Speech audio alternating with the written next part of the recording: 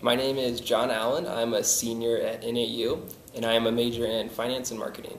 So I started out in a pre-med major, and then about a year, it was my sophomore year, I decided, I'm good at this, but just because you're good at something doesn't mean you're passionate about it. And I was getting excellent grades, but the passion wasn't there. And so my current roommate, he was actually a business management major.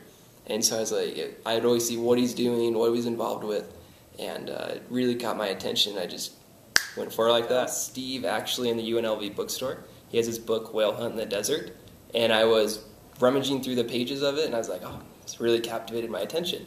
And so I started cold calling him, emailing him, and we formed a relationship. It took a little over a year, and it blossomed into, hey, would you want to come shadow me for this summer? Very first person I saw, they threw $10,000 on the table, and it was gone like that. I was very shocked, and then I'm not sure if it captivated my attention, but it also scared me a little bit.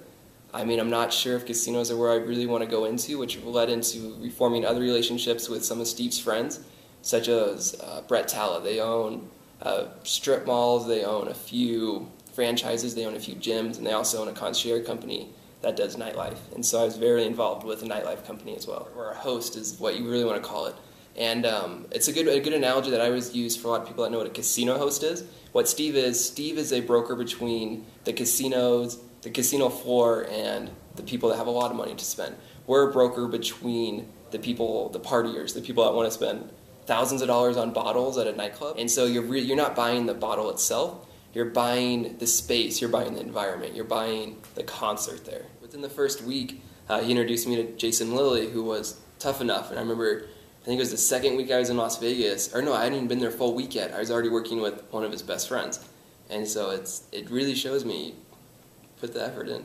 Tough Enough, which is the largest and longest running amateur MMA fighting. And it was, what I was involved with was anything from ticket sales, calling vendors, cold calling potential sponsors, and actually being involved with the event. So if we needed to get a pair of shoes for the ring girl.